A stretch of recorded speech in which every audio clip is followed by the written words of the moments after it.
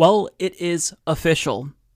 Joe Biden will become the next president of the United States, and Donald Trump has in fact been defeated. A lot of mainstream news outlets have not called it yet, but I'm making the call right now. Decision Desk HQ is projecting that Joe Biden has won with 273 electoral votes, and they base this victory off of Pennsylvania. Now, last night he pulled ahead in Georgia and Pennsylvania with where they're at with the vote count. And based on where these mail-in ballots are coming from in more blue areas, they're projecting that he's going to win. So most likely, not only will he win Nevada, but he's probably going to win Georgia as well. And even though Decision Desk HQ has not officially called Arizona for Joe Biden, Fox News and AP has called Arizona, but they don't need to call Arizona to project that Joe Biden has won. So, it's fine that the news outlets are being a little bit more conservative in their projections. Nonetheless, I think we know that this is going to happen. Joe Biden has won. Donald Trump has been defeated. And let's just take a moment to sit back and try to digest this information. Wow, it has been a very long and just mentally taxing couple of days, but basically it's all over now. And I think that by the end of today, we will see all news outlets make their final projections. Again, the counts probably won't be finished. The results won't officially be certified until quite some time. But still, we have enough information now to determine with a relatively high degree of confidence that Trump's out of here. So what does this mean? Well, it means that between now and January 21st, when Joe Biden is sworn in, Donald Trump is going to be pissed. He's already insufferable, crying fraud with zero evidence to back up that claim. His supporters across the country are either, depending on if Joe Biden is ahead or Trump is ahead, chanting stop the count or count the votes, whatever works out best for them. But they're going to have to grapple with the reality that there is no fraud. There's no evidence that there's widespread voter fraud or election fraud. This was a win.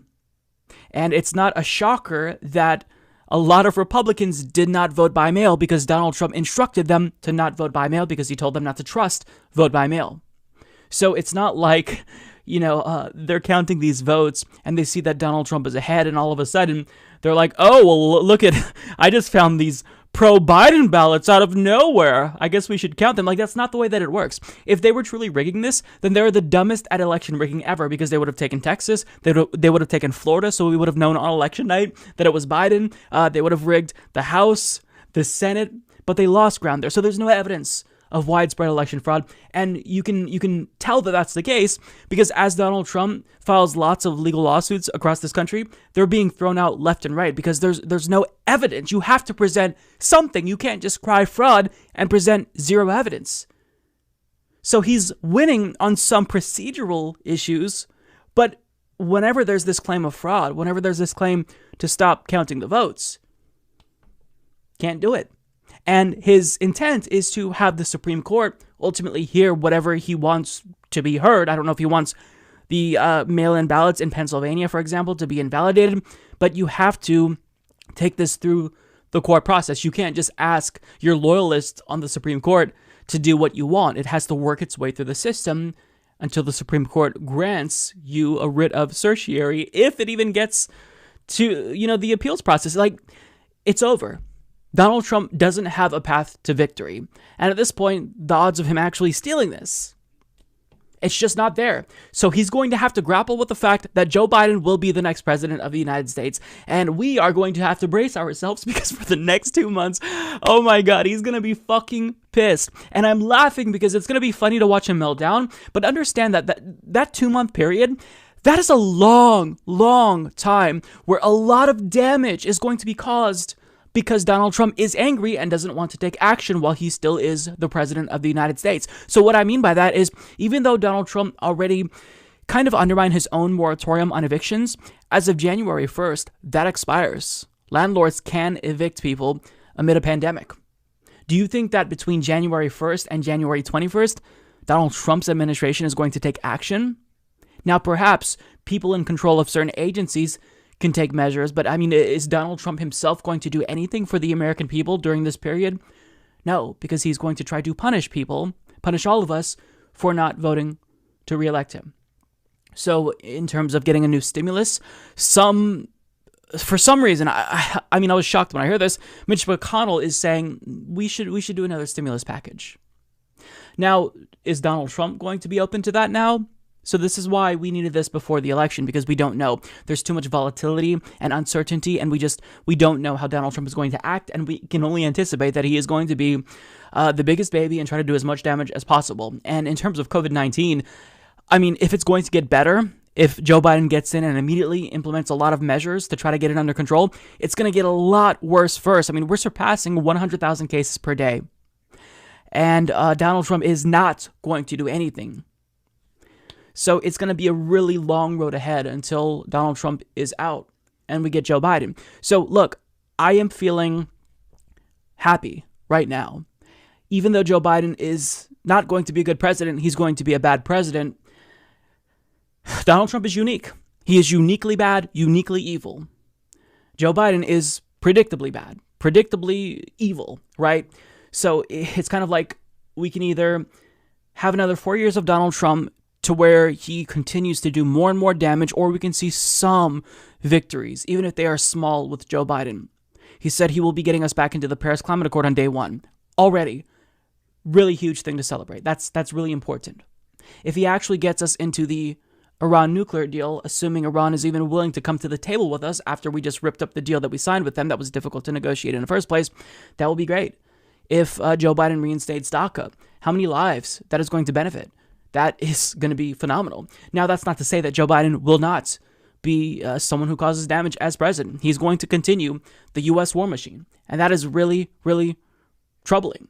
I'm hoping that he ramps down drones. We don't know, because what happened was after Obama took office, he ramped up Bush's drone war. And then once they realized how many civilians they were killing, they had to ramp it down, scale it back a lot, because Obama basically just gave the CIA autonomy to use this program as they wanted to. And they were killing more civilians than they were actually enemy combatants, right? And furthermore, this is illegal, because if you haven't declared war on these countries, then you can't just be in these countries bombing them. But once Trump took power, after Obama had scaled down drones, Trump ramped them up by more than 400%. 400%.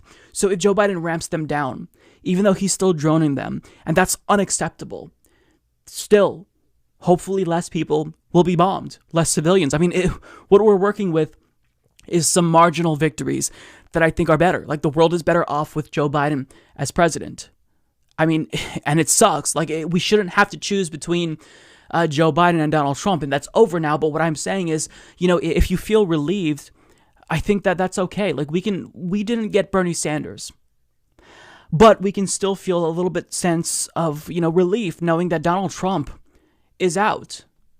The fascism, hopefully, will be minimized. I don't think it's going to go away, but at least white supremacists won't be emboldened because they have someone in power.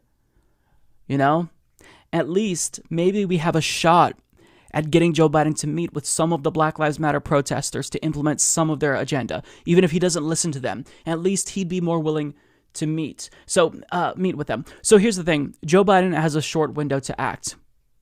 I truly believe that if he does not do enough to help people, this is going to be a short presidency. He's going to lose ground. Democrats will lose ground in 2022. And in 2024, Democrats will see turnover. Because this election, I think it's really obvious that Trump probably would have been reelected. It's difficult to qualify this, or to quantitatively assess this, right? Not qualify. But it's difficult to quantitatively say, oh, well, we know for sure that Trump would have won a reelection if it wasn't for COVID-19. But I think he would have. So if Republicans put up someone who is at least somewhat like Donald Trump in 2024, the same policies, same pseudo-populist appeal, I think that Joe Biden will be defeated in 2024. So he can stop that if he actually takes action to meaningfully improve people's lives. Now, a lot of what he can do will hinge on the Senate, which will come down probably to some runoff races taking place in Georgia. And all Democrats need is 50-50. And then Kamala can break a tie if need be. Now, what's going to happen? We don't know.